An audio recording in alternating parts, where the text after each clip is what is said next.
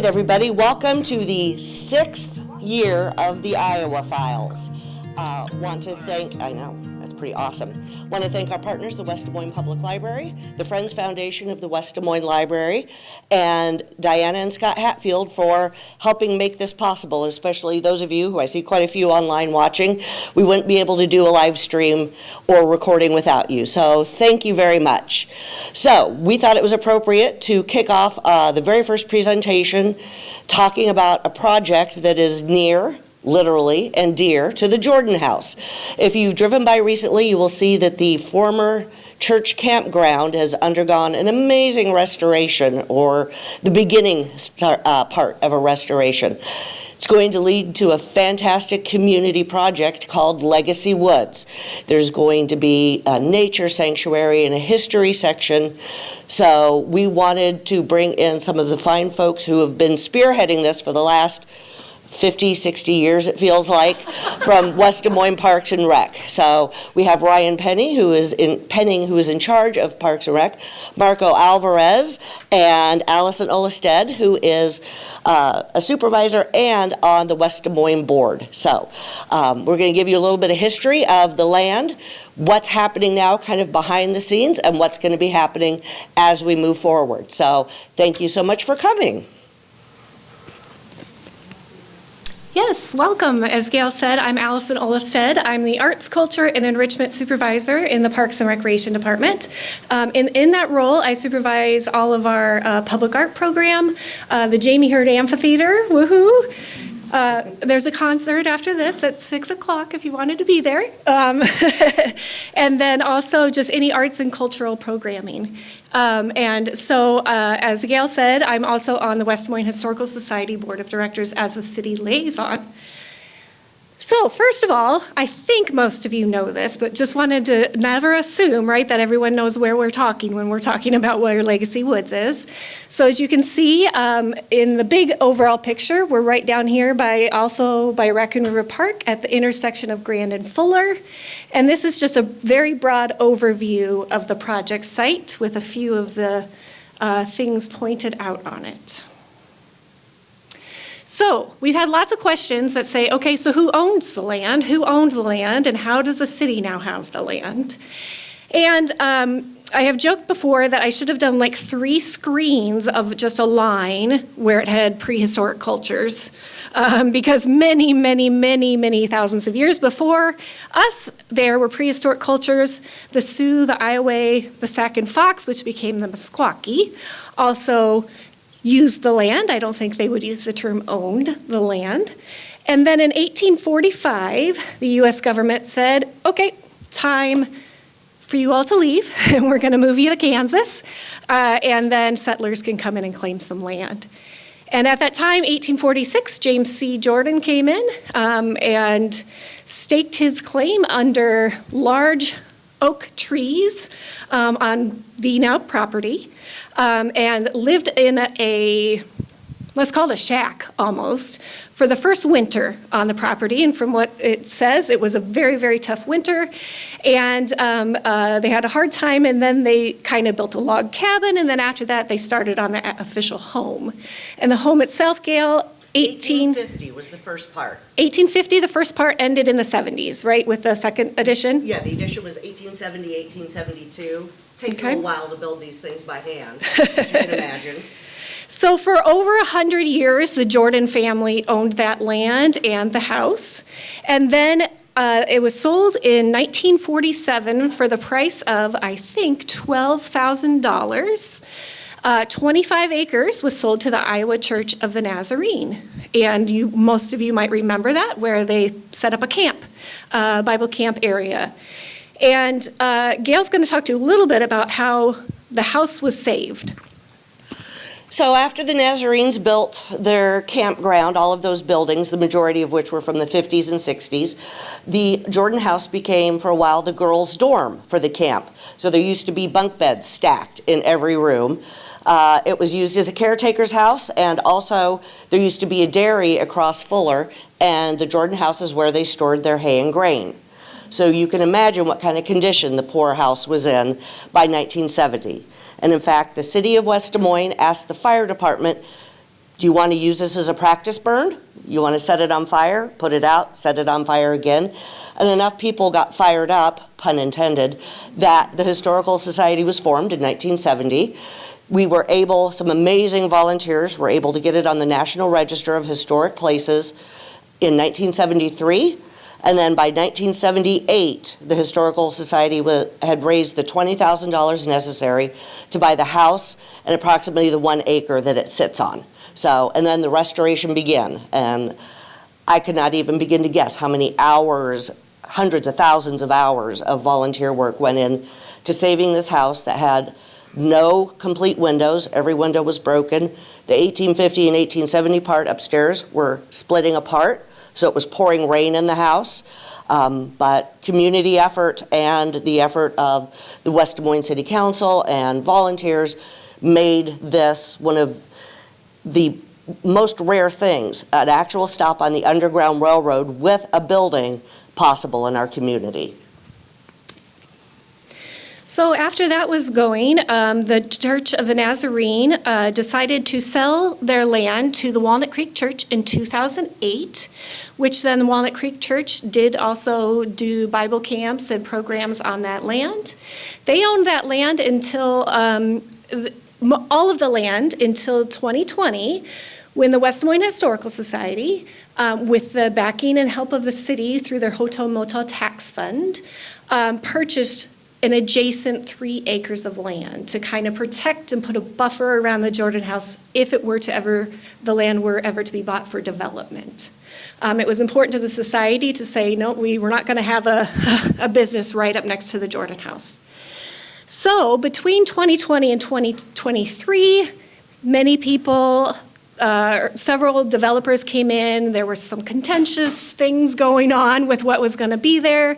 And eventually it landed where the city said, you know what, we'll buy it. So they purchased the rest of the property, except for that 3 acres of land, 4, I guess, because the acre the Jordan House was on. And then this vision kind of started to come. It started as, let's put an arboretum on that space.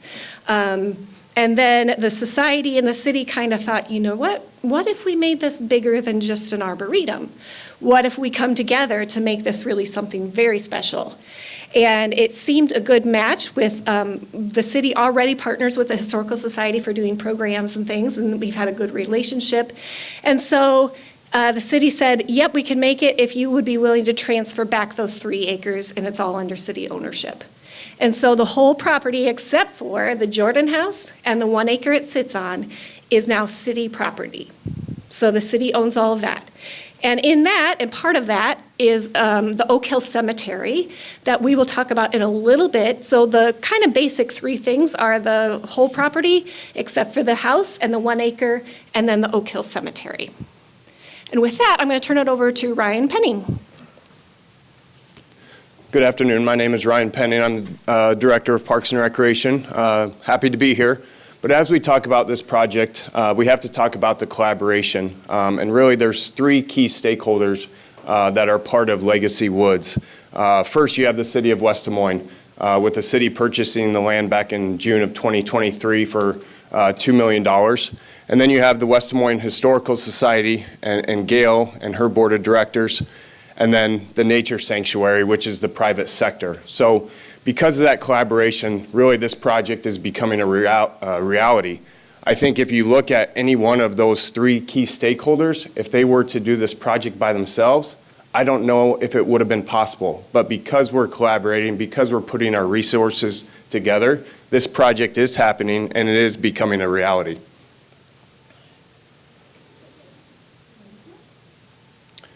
I'd like to just recognize a few members from the Legacy Woods Design Board. You have a number of members from the city of West Des Moines, including Marco, who you'll hear from shortly. You've already heard from Allison. Paul Taki is the Urban Forestry Supervisor out at Public Services. We also have City Manager Tom Haddon, Ed Arp, architect and layperson from CEC, Gale Brubaker from the Historical Society, Inger Lamb, Kelly Pierce, past president of the Historical Society, Matt Rosen, Don Shane, and that's all on our list.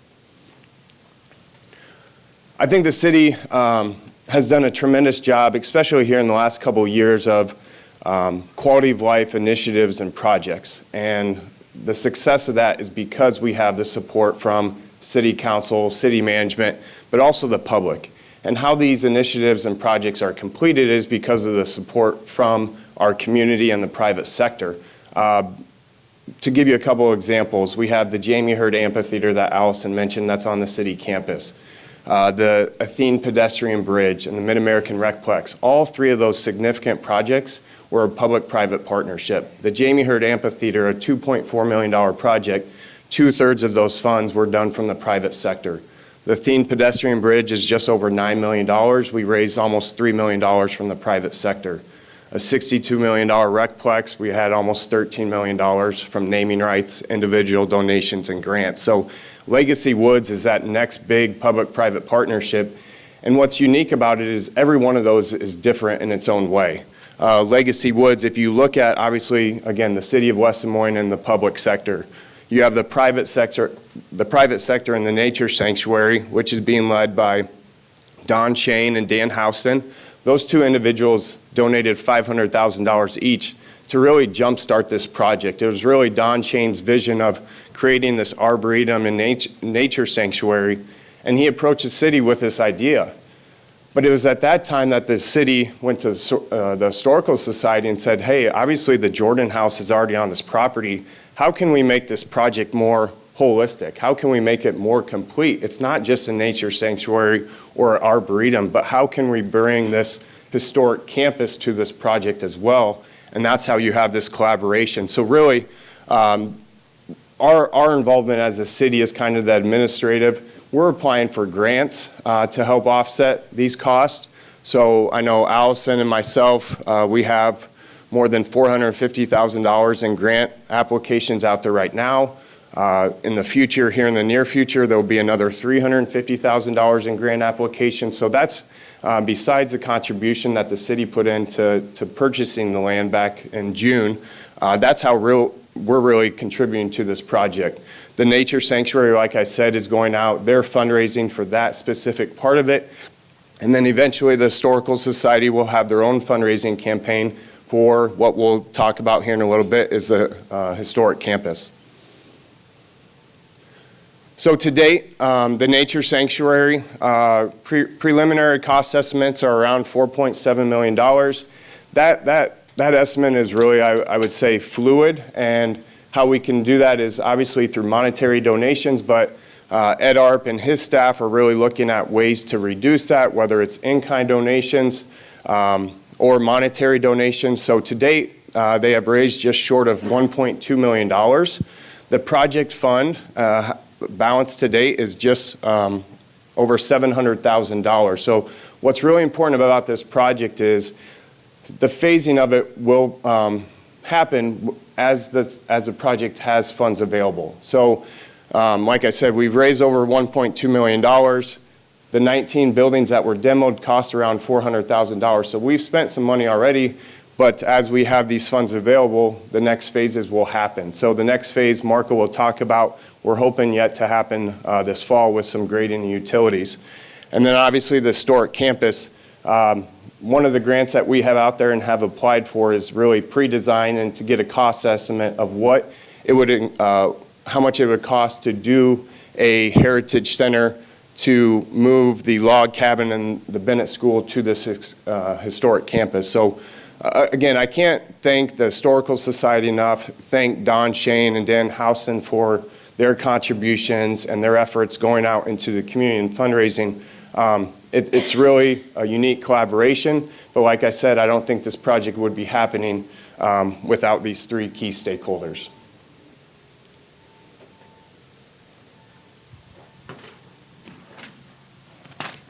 Thank you. My name's Marco Alvarez, Superintendent of Parks. I've been with the city for just over 17 years, and so as my role, I help oversee the planning, design, and operations of our parks and green spaces, including Legacy Woods. So I'd like to just talk a little bit about just some of the work that has been completed to date, what we're working towards for the next phase of improvements, and just kind of that process that we've been taking. So obviously some of the first steps that we did after we acquired the land was demolition of the site.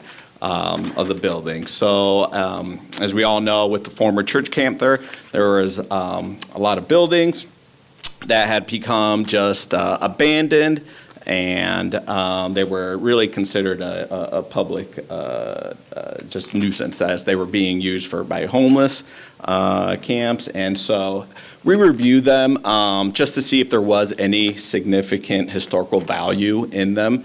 Our fire marshal also reviewed, because we really wanted to see, okay, are any of these buildings worth salvaging and reusing? But after reviewing them and meeting as the committee, we decided that it would be best if we demoed. So that was one of the first steps.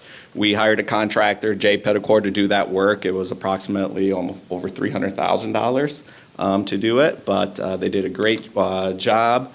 If you have driven by the site, it's been significantly cleaned up now. I think if you go to the next.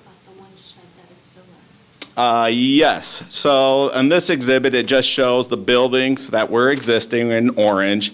The yellow were structures that were also removed. There were some old volleyball courts, basketball courts, and then the green are the remaining structures. So obviously the Jordan House is remaining, and then there is one maintenance shed there too that the Historical Society utilizes. And I believe we're still in ultimately whether that will remain. I think it will remain in the interim, and then eventually it would be removed as well. Thank you.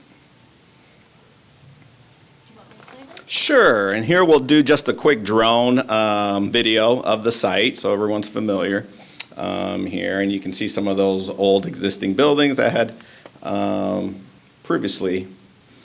And then there you see the existing stand of timber there. It's just a mix of oak trees. I believe there's also some walnut trees in there, and so one of the areas of improvements that we'll be doing, here you can start seeing Oak Hill Cemetery there as well. And then to the north there is Jordan Creek, along with the Jordan Creek Trail that runs adjacent. So as part of the master plan that I'll talk to here in a little bit, we wanted to make that a key part of this plan as well. Here moving back, you see Grand Avenue. You can see Raccoon River Park in the background there, Blue Heron Lake. And there's some of the volleyball courts and sport courts that were previously used. Some of the existing land uses surrounding the site, and panning back there too.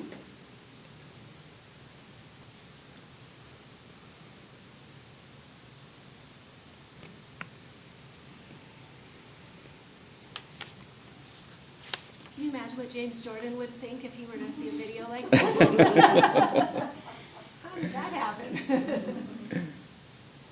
Thank you. And so, yeah, but here's just some images. I believe these are on the website too. If you do like while the demolition was taking place, we were taking videos and pictures of that just on that process. So if you go to that link, you'll be able to see those. But it was pretty interesting process. And here we see some of the drone images of post demo. So now that the area has been cleared and just recently was seeded, so to minimize erosion and yeah. So if you look here, Jordan House, this was the tabernacle, and then this is looking like kind of on those ball fields. Yes, where the former ball field sand court Yep, used to Jordan House be. in the corner. Mm-hmm. Nice, clean view. So while the demolition was taking place, we were also then going through our master plan process for the site. So a master plan is really a guiding document on what we want the site to be. It's not set in stone. It allows for flexibility with the idea that as we get more study, more analysis of the site, we're able to to adjust as needed. But this is really just to give us that vision of where we want to head to. So as part of that design board that you saw earlier, as well as some stakeholders, we went through this process of identifying what we want this site to be. And really one of the key points that came out of it was the preservation and enhancement of the site, right? We really wanted to preserve what is there, and really enhance those natural features that have existed on there. Part of that is, mentioned earlier, is this arboretum, a chance to really celebrate and provide, really just educate too on the native trees of Iowa, okay? And also start putting some of the trees back that were used to be on site there. So oak trees, there are several there, just magnificent heritage oak trees. So as part of the master plan, we designed everything to really try and preserve and so minimize and actually any trees, removing any trees from the site. In fact, here just recently, we've been in conversation with the State Forestry Department on there's a potential 2 oak trees there that could be a championship status as far as just the size of them for the state of Iowa. So that just adds to just the great story that the site provides. Yes? That property that was sold or was going to be a school, and they took down a whole lot of oak trees. Do you have some idea about how many they leveled, and do you have to remove the stumps and all that sort of thing? Yes, so yes, that was a prior owner, yes. I think there was some desire to have a development there, and so they went ahead and removed the trees without, I think, really having an idea of ultimately what's going to happen, and that was very unfortunate. But yeah, since then, the stumps, actually, soon after we purchased, we went through and removed the stumps, and actually all the debris. They had kind of piled all those oak trees on the edge of the property, and so we wanted just to clean that up. And so that, yes, those have since been removed. Do you have any estimate of how many trees? I don't off the top of my head, but yes. Because there were a lot more oak trees. Mm-hmm. And so just some of the key points I wanted to point out on the master plan here is, as mentioned earlier, there's kind of 3 distinct portions of it. There is the nature sanctuary, which really aims, again, to preserve and enhance the site. Included in that is the arboretum. We also are showing a future shelter and trellis area, being very sensitive to water quality on the site through the use of bioswales and wetlands there too to treat just the surface runoff when you're introducing paved areas. You want to just have a chance for that water that comes off of the pavement, a chance to clean before it just goes into the sewers. Also, obviously recognizing donors that have contributed to the project, so we have an area there for donor recognition. And then also just these spaces that people can enjoy smaller. So one is called the fairway, where it's kind of just a grassy area that the public can enjoy. An orchard. Yeah, not for golf. Not a golf, just really introducing native grasses, again, restoring the land to what it used to be. And then also making this, recognizing that this is can be a family site, right? So introducing some elements that children can also enjoy. So one aspect is incorporating a natural playground. That's not a traditional playground that you would see at our parks. It's more using just natural features like wooden planks and just so that it's more in tune with the site itself. And so that would be unique to West Des Moines. We currently do not have one of those. Okay. So is this area around the Jordan House? Yes. So if we go back, I'm sorry, I could go in a little bit more into detail here if you like. So, yep. So the Jordan House is there. The nature sanctuary Is that all to the south of the house then? would be to the west. So this area, yep, right, and north. But you still have that perimeter, like, when the city bought that 3 acres, so you don't have businesses right up next to the house? The creek is the perimeter and the roads. Yes, so we'll have the Jordan Creek on the north that would border the north and east of the site. You'll have obviously Grand Avenue to the west, but then between the house and and Grand Avenue would be the arboretum. It'd be a stand of natural native grasses, kind of where the former the buildings that used to be there, the tabernacle. Yep. That's where the future parking lot will be to serve both the Jordan House and the nature sanctuary, some of those future improvements. So it'll be a shared parking lot. So this is a big open green space between the parking lot and the Jordan House. Yeah, but you don't want to lose the ambiance around the house. We're not gonna, no, this is much better than You know, 100,000 it was square terrible foot. down in San Antonio, where the Alamo was here, and they built all these. Mm-hmm. No. Yep. The city has been incredibly thoughtful and So the our Jordan business House will design. remain its own little entity. Yep, and we're gonna get to that. Yes. So as part of that, just the master plan to get, there is another component here that really takes a look at that Jordan House and the area around it that we're calling that historic campus to really get into even more of the details on what that portion of the site will be on it, which we'll talk to in here in a second. Yes. There was a curb cut on Grand Avenue in the film we're using.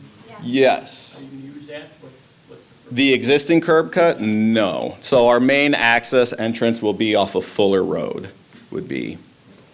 Mhm. And then there might be a secondary one over here. And you're talking about a curb cut up in Yeah, there. it was in the drone. Yep. Yes, yep, that's an existing, yep, but as of right now, our master plan does not show that as being a entry point into. So do you the have site. any way of bringing in the Jordan Cemetery Jordan Cemetery, that's down the road, of bringing in, what, hooking into this in any way? No? No. But the Oak Hill Cemetery's got great history too, so. yes, so another component of the site is, of course, Oak Hill Cemetery. Would you like to speak to it, Allison? I don't know if you know more about it, or? Yeah. So Oak Hill Cemetery, I'm going to go back a couple shots here, is this little white box up at the top, if you'll see up by the creek. So that has been there since James Jordan put it there, okay? So what we know historically, I have to give credit to Karen Kuntz, who did a whole bunch of research and actually has written a book called Oak Hill Cemetery, History and Mysteries of the Old West Des Moines. You can buy copies of that at the Jordan House. It gives some great stories about what she found out about there. So who is buried there or was buried there? We know that travelers heading west and pioneers, and then at least one Civil War soldier is buried there. And there's a cool story that goes along with that too, about how we did a ceremony to put a new gravestone on that Civil War soldier's grave. Oral history, and we would love for it to be written history or something determined, but that there are freedom seekers from the Underground Railroad who were sick or injured and were buried in unmarked graves on that hill. And then obviously Jordan family members were buried there. And there are a few that remain, but James Jordan had most of them removed and put in the Jordan Cemetery just up the road when he realized it was going to need to be bigger. But I think a brother-in-law and sister-in-law and a child or two are still, we know, are still there. But in 2016, a ground-penetrating radar survey was done, and it revealed that if you, this little picture is hard to see. It's just a little white fence that goes around it, okay? That was put up by the church, Nazarene church groundskeeper that thought, oh, this might be a good boundary for the cemetery. It is absolutely not the boundary, and it was actually shown that there are many more people buried there than just this little area. Now, potentially. We have to say all this with a caveat because we don't want anyone to go up digging, right? This is not an open call to find out what is going to happen there and who's there. But it would be great to know more for sure. And actually, just next week, I think next Monday and Tuesday, or tomorrow, I guess, this week, we are bringing in archaeological survey company to make sure and then do the whole site. As Historical Society members and as city, we really want to make sure that we aren't disturbing something that we didn't think about. Number one, just because of the ethical, moral values of it. Number two, it's really hard to get any federal funding if we haven't done that. So hopefully when this study comes back, they will help us and tell us how far they can think those boundaries will go. But beyond that, we could do another ground penetrating survey to go even a little further. And other types of surveys could be done. And if you want to learn about a fun canine survey that we had done, come to the Historic West Des Moines Cemetery Tour. That's on October 5th. We still have spots available, $25. We'll talk about that. We'll tell you all about that and more about the Oak Hill Cemetery. And the city does own the cemetery as well. It was passed on in 2022, I think, 2020. And the city decided, it didn't have a name, so the city then decided Oak Hill was what it was going to be called. And I'll let Marco talk about what the city wants to do with it. So what are they going to do Monday and Tuesday of this coming week? Do you know? It will be an archaeological study, but of the entire site. So they'll do, I don't know all the exact details, but they'll do some like sample course, of what, just to make sure that, because before we start doing any excavation work, obviously we want to make sure that we're being sensitive to the site. What about Yeah. doing it? Did they dig, did they do the ground penetrating or what? Yeah, so there's different levels. So this one's considered a phase 1 archaeological study. So it's more of a preliminary kind of investigation, some research, past research on it.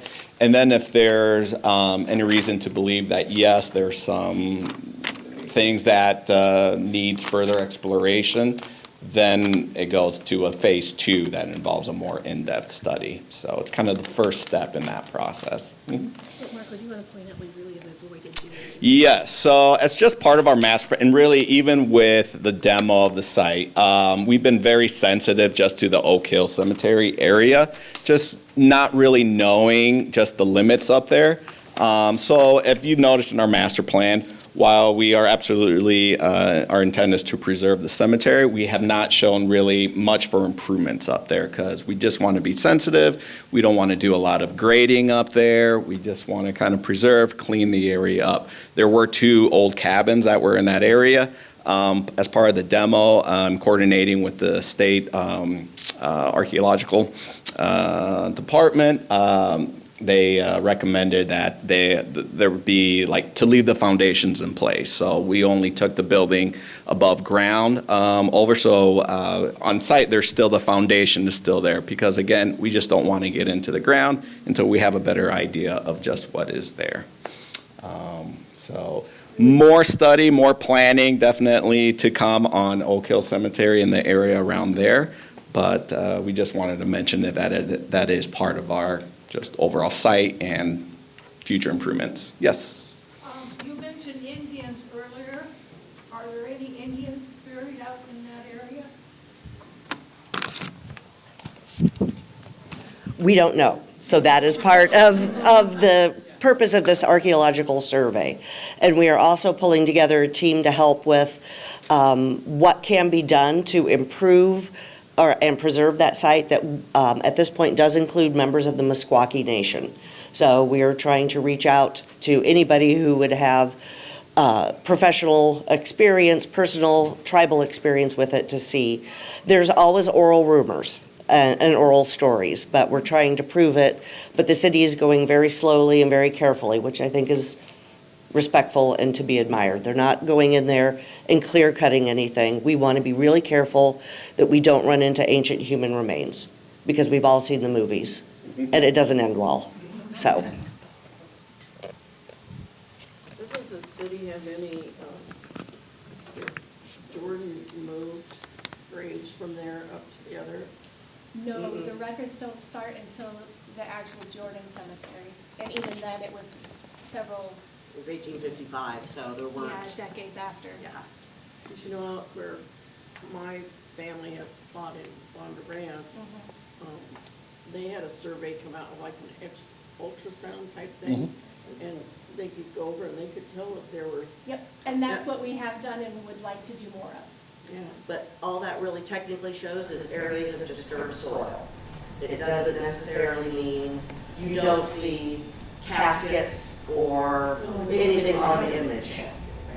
Well, you know what it is. When you see an area that's been disturbed and it's about 6 foot long and it has an east-west, Yeah. that is most likely a Christian burial. So, we don't want people going up there, we don't want people going up there with shovels. I'll be completely blunt, that's one of our fears. The Meskwaki Nation doesn't have any archives? That's why we're bringing them together, so, yeah. We certainly hope they can help us with this, and they will also be part of the History and Heritage Center that we're going to create, because we want to be able to tell their stories in a more accurate and inclusive way. Much more to cover here, so we're just going to keep moving here on. Okay. Before we get into the historic campus, just want to mention a few things that will be coming up here. We mentioned the archaeological study that could be starting as soon as tomorrow. We also have first phase on the arboretum tree plantings. We were able to acquire $10,000 from the state specifically for trees, and so we have a volunteer tree planting event on October 5th from 8:30 to 11 o'clock, and we'll be planting trees in that arboretum site. And so our goal is to have over 70 different types of species of trees that will eventually be planted on site. So that will be upcoming. And then also what we're calling phase 1. What time is that? Starting at 8:30. Yep. And there is a volunteer sign up that's also on the website, the project website, where you can sign up and come help plant some trees. And then also I want to mention what we're calling phase 1 of the nature sanctuary that we're currently working towards. That will include the grading, utilities, and hopefully a parking lot on the site. And that will be the grading that's on the western portion, this portion over here.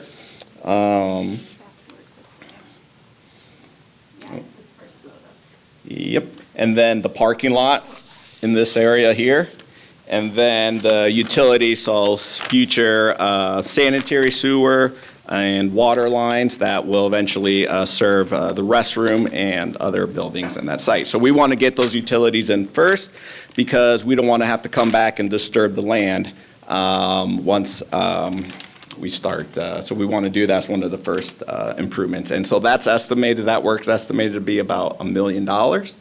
As Ryan mentioned earlier, I think we currently have about $800,000. And so we're still a little short, but we're doing some value engineering and we've applied for some grants. And hopefully if those are successful, we could start seeing improvements as soon as this fall yet. So that's some of the things we are working on, so thank you.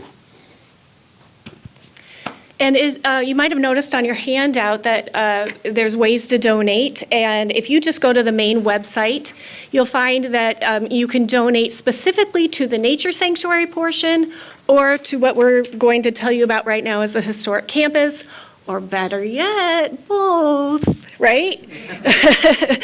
So it is being handled. If you want to keep things moving along quickly, you might want to do the nature sanctuary so that we can get some money to start that phase 1. But what we're going to talk about next is also something that is going to be a lot of money. But we're excited by it. We're calling it the Historic Campus. And as you can see, the dark blue is where the current Jordan House is. And this map is so misleading because that house isn't a small house, right? But on this map, which is to scale, it is very, very small. So it is a lot of property, as you can tell. Jordan House will remain. And actually, just improvements in the fact that what we are thinking of is calling, well, let me follow my order. I'm better that way. Anything else about the Jordan House that we missed, Gale? No. Okay. So then, if you know, just up the road is Bennett School. That was it's owned and operated by the Historical Society. And if you go, oh my gosh, let's not move that, well, it's not in its original location right now. It was originally located where McDonald's and Come and Go are, just off of South 50th Street. And so it was built in 1926 to 27, used as a school until 1941. And then it was relocated and put on its current site next to Jordan Creek Elementary in the 90s. And then we would like to move that onto the historic campus. Not only for operations, so it's easier for staff to, be there all the time, but also expand our tour options. So you might be able to tour the Jordan House and the Bennett School, and what else we're getting into. Any more you want to add about Bennett School? Just to give you an idea, I've got one estimate for moving it, and it's around $225,000. So on one hand, oh my Lord, but on the other hand, you're moving a building and digging out a basement and all of that stuff. Doesn't seem so bad, right? So. And it is, yes, where it currently is, you do use that still. It's not like it's sitting there unused right now. It would just be an easier option and offer more opportunities. The second exciting thing of being moved to the site, the society was offered a log cabin by the State Historical Society of Iowa after they deaccessioned it, and we said, yes, we will take it. There is a log cabin, we're thinking 1872, 1874, that was erected by William and Catherine Nolte in Marion County. And my historian went, okay, I got to find out who these people were. So yesterday I dug into it a little to see who were William and Catherine. And I found out they were German immigrants. William came over when he was 16, and Catherine came over when she was 4. They met and married in 1871 in Marion County, and they had 7 sons and 5 daughters. And at least the first 3 would have been born right around the 1872, 1874 time. So it's kind of exciting to think that there were babies built in there. That's awful. Babies born in there. But that was kind of fun to learn about. I would love, and this is just my personal thoughts, how about we trace some ancestors and have them there and be a part of the whole when we put the cabin back together. Wouldn't that be cool to see? But right now, and you're going, okay, it's at the State Historical Museum. It's in pieces. So it is literally just long timbers that they've got up off the floor and numbered, and the whole puzzle is ready to put together. But we would love to reconstruct that on the historic campus. Let's see, and do a log cabin raising event. I think that would be really fun to have that process done. Anything else about the log cabin? Okay. And those are actual pictures of the log cabin. So then, now the big money item is what we're calling a heritage center. And it would be a multi-use facility. One of the main reasons we would want this is for exhibit space.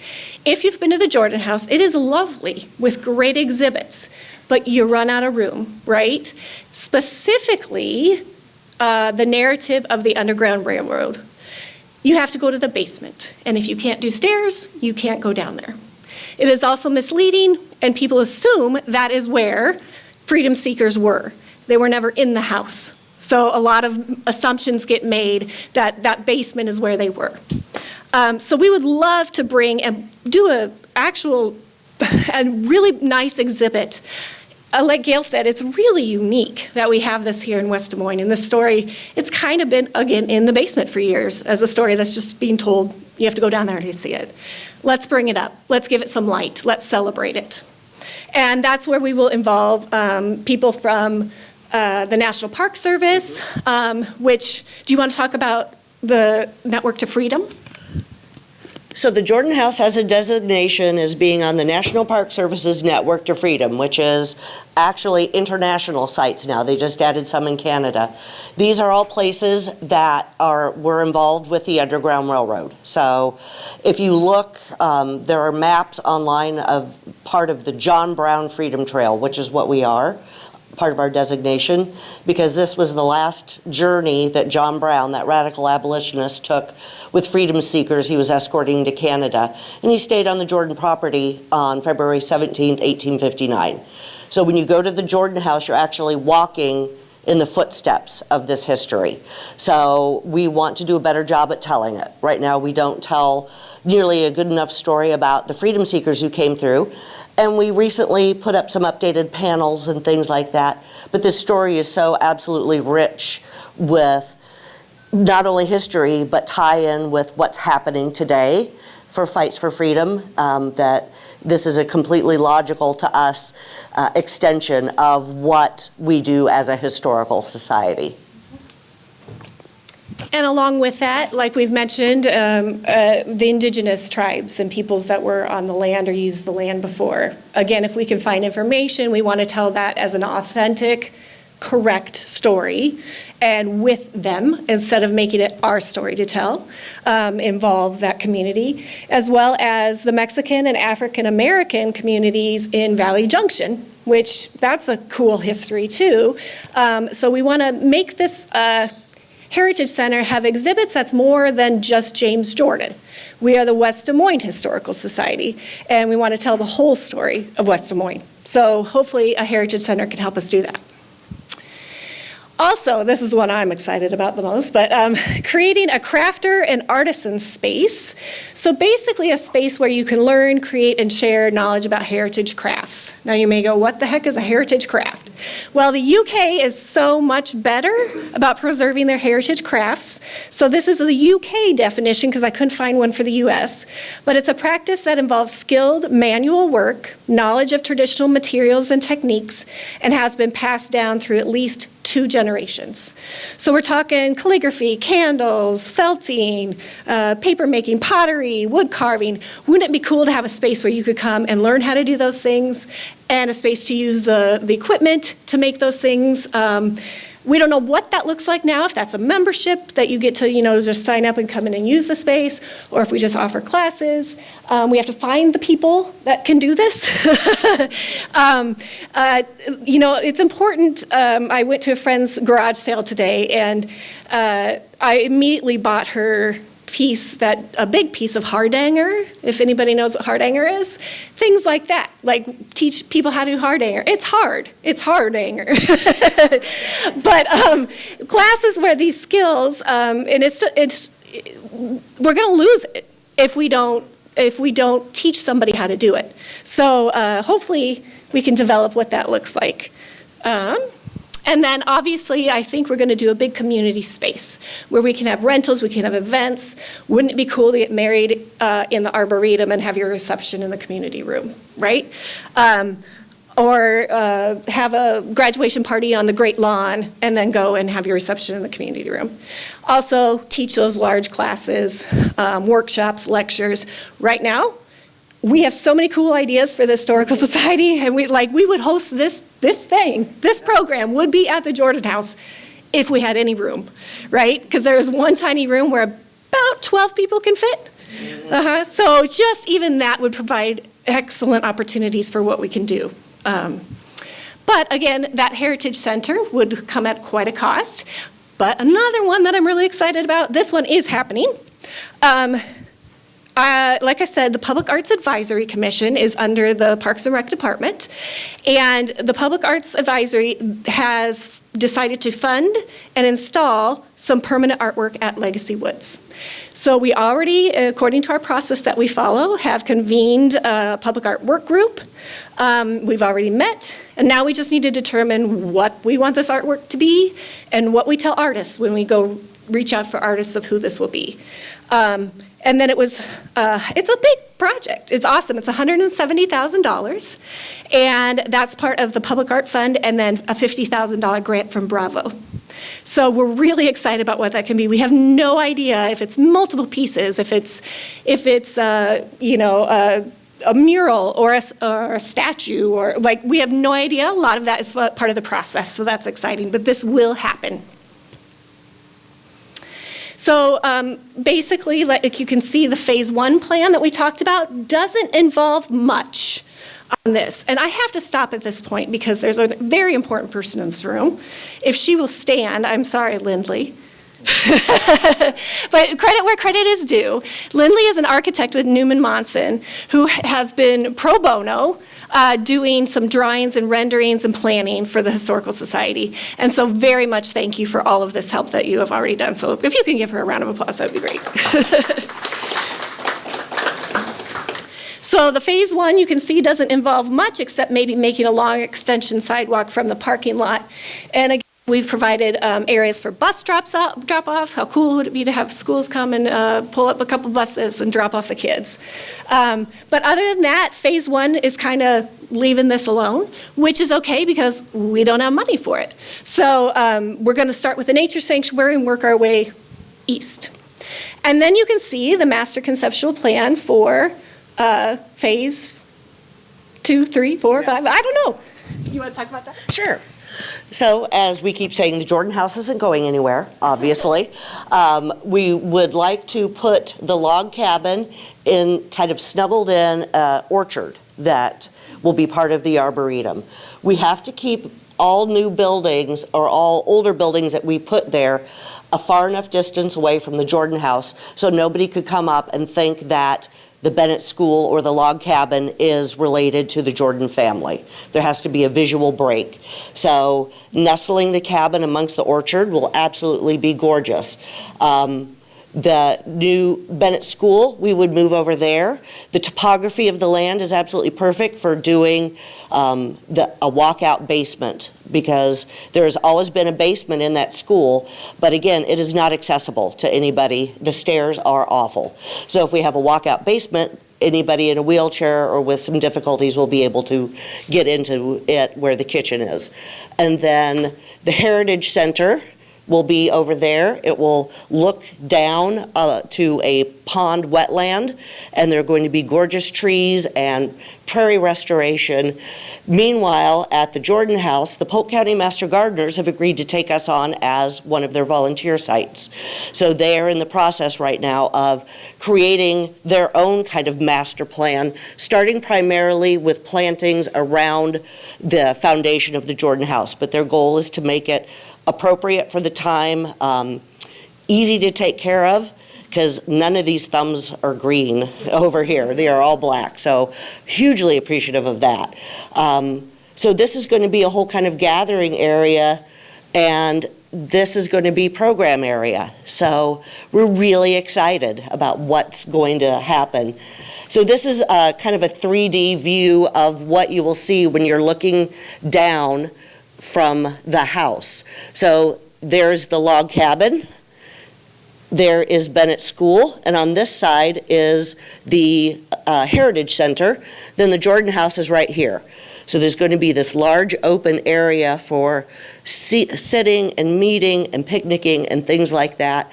And there's going to be a lot of signage, interpretive signage, and information. So this is going to be a completely new and frankly wonderful thing. And just to clarify, if you're kind of confused at the angle of this, this is Fuller behind here.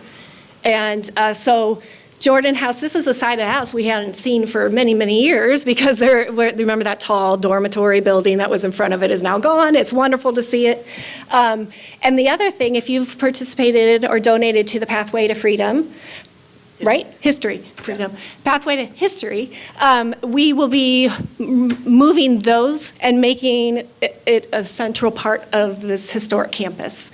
And we anticipate donors that give to the historic campus will also be recognized there as well, and other places. But it is really exciting to see. And again, these are just blank squares, as Lindley will tell you. Like, We have no plans yet for what that Heritage Center even looks like. And again, that's with more funds, we can develop that more. But it's really exciting. Questions? We threw a lot at you, and we were told to talk for like a half hour, right? So if you have, and I'll go back to questions, but there's the three main contacts, the three main parts. You can go to the city website to access any of them and go from there. But questions that you have that any of us can answer. Yes? Well, within the arboretum section. Yep. Or the sanctuary, will there be like either trails or? Oh, yes, sorry. Marco, do you want to talk to that? sidewalks or, you know, for people to walk Yep. through? So the question was, will there be sidewalks and trails in the nature sanctuary portion? Absolutely, yeah. So just pedestrian access and walkways is a key part of the plan. It's hard to see really on the plan itself with some of the, but the white lines are supposed to represent the walking paths. And it's going to be a combination of paved trails and maybe more aggregate trails, right? So we want to preserve kind of that natural feeling of the site by not having just paved concrete everywhere. So it'll be a combination of both. However, even on the gravel paths, they'll still be designed to be ADA accessible. So that means just the steepness of the paths being below 5%, just so that someone that's in a wheelchair can still easily navigate them. So yes. Also, speaking about pedestrian access, I do want to mention just connections to our trails. So with the Jordan Creek Trail running on the east side, we have trails on Grand Avenue. I think that's a great opportunity to just make connections to the site with our existing trail network. And so we're proposing a trail along Fuller Road and a pedestrian bridge trail that would go across Jordan Creek at Fuller. So currently, there's not sidewalk accommodations across Jordan Creek on the Fuller Bridge, and so we would be proposing a pedestrian bridge to be able to connect. Good quote. Yes, there'd be multiple opportunities for picnicking. Mentioned one in the near the Arboretum site would be a plaza room that would have a shelter and restroom there. So it would be an area that could be rented out for picnicking, and there'd be also just other spaces within the site that would be, for picnicking and just kind of small gathering spaces. Mm-hmm. Are there going to be park benches? Yes, opportunities for seating throughout. Could be an opportunity for donations as well. The city, we offer a bench donation program. It's been very popular. I could see that being part of.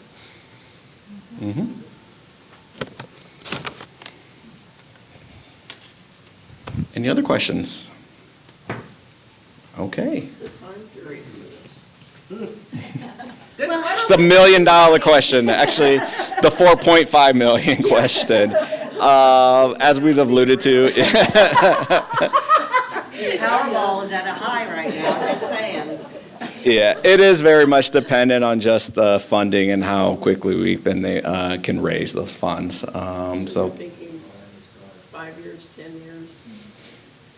I hope by 5, something, the nature sanctuary would be done, and we'll be starting on the historic campus. 10 years, we're gone. I would just add, it's not uncommon. I think we've made vast improvements already from the demolition of the buildings to what it is now. But it's not uncommon. If you look at Valley View Park on the western part of the city, that land was purchased back in the 1990s.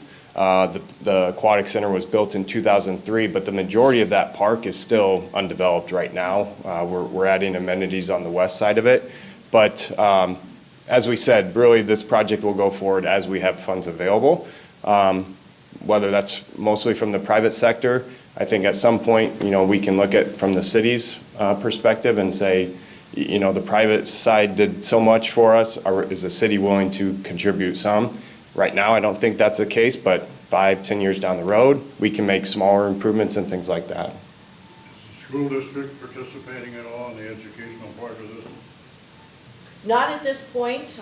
We do have We have a very good relationship with the school district, and especially since Bennett School is on Jordan Creek School's property, essentially. But right now, we do a lot of education and outreach as it is. We don't need a new building to do that. We have school tours and private tours and weekly tours of the Jordan House, as well as working with social studies teachers on helping them tell the story of Iowa history. School districts don't have a lot of money either, so, as you well know, so. Well, I've had a little experience with that, but the 1 cent sales tax for school infrastructure, if you get any instructional programs there, that might be a source. It would be fantastic. I think that's a great idea. I think there are a lot of community partners out there that have yet to be identified. So, again, the city has moved really fast on this to get as much done as they have. The Historical Society is going to have to do it in our historical campus in phases as well. You know, the building itself could be as much as $5 million. So, and that's before we start buying tables and chairs and putting in exhibits. So, but Let alone operations. let alone operating. You know, while all this is going on, we still need to raise money to keep the lights on and the doors open of the Jordan House. The power bill does not stop coming because we have these amazing plans. So we will be launching a capital campaign once we are able to hire an architect and figure out what this building is going to look like. But until then, we will be doing an ask for our operating costs or moving Bennett over, things like that. We will keep those monies separate if you designate it that it is part of the historical campus. And when we have raised enough money to move Bennett, we're going to put it on a flatbed and scooch it down the road. But not at the risk of closing the Jordan House, because almost 4,000 people come through there every year. And it would be very irresponsible for us to let this gem of the community suffer for our plans. So, yeah. Okay, would your offices ever move out of Jordan House Probably. and the house be restored for all those rooms that you're using? There's a couple more rooms we can use for exhibits. So, yes, that would be fantastic. As long as I have a window to watch the critters, I'm perfectly happy. Well, and like I said, the auction that you had there, the Christmas dinner we had there one year. Yep. Those are all things that I think. Yes, would be awesome that we can expand. And the craft show that we did there. We also would like in the Heritage Center, I forgot to add there, but archival space. Right now, it's all in one little room, and it's not the most organized, no fault of Gale, but it'd be pretty hard to find specific information right now if I went to you and said, I want this family history. So hopefully, we can put some of that in the Heritage Center in a safe space. And yeah, so this Heritage Center is going to have to be like wonderful and do everything we want. But yeah. Research And research opportunities, yeah, so a lot. Families might be happy to donate. Yeah, absolutely, yeah. Yeah. If they thought it was going to be out for other folks to. Yeah. We have a lot of offers of people trying to give us stuff, which is incredibly generous and wonderful. We have to say no to a lot of it because it either doesn't fit in our parameters for what we take, or we don't feel like we can take care of it. And that's something to think about whenever you're offering something to a museum. They have to keep it in good order in perpetuity. So that is one of the reasons why the state is getting rid of the log cabin. They've had it for 20 plus years in their basement. They have no place to put it.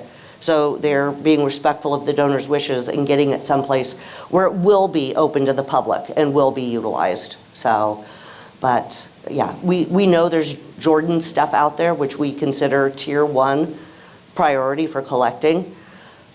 But it's staying with the families until we have someplace that's safe and secure and climate controlled and appropriate for the family to donate all of those handwritten letters between James Jordan and allegedly John Brown. We don't want them at the house quite yet. We do eventually. We had a couple questions in the back. Marco, I've been over to the property, and there's no reason why people, correct me if I'm wrong, but I've walked the property, and it doesn't say keep out, so Your response? To the site, technically, we are not, it's not for public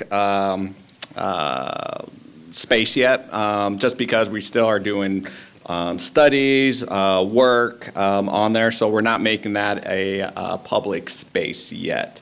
Here, after phase 1 is complete, I think that could be an opportunity, but currently with just the work that's happening, it's not yet a public space, so.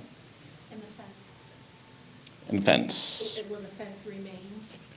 Yes, so the perimeter fence that's on site right now, that's remaining for now. It may eventually go once we start improving the site, but just for now, while we're still in the improvement phase, that perimeter chain link fence is remaining in place, but it will eventually probably go away. Yes. We travel that space multiple times during the day. It's already a vast improvement from our perspective, individual. Thank you very much, yes. Thank you. To stay that way a while. It's better than- It would still be an improvement. Yeah. Except those trees. Well, if we could put those right back on the stumps, we would. Yeah. Okay. Thank you very much, everyone. Appreciate it. So I hope this answered some questions and maybe got you excited about supporting this project. The next Iowa Files will be Sunday, October 20th, when folks from Taste of the Junction will be in to talk about the amazing history and heritage of Valley Junction itself. So thank you so much and have a great day.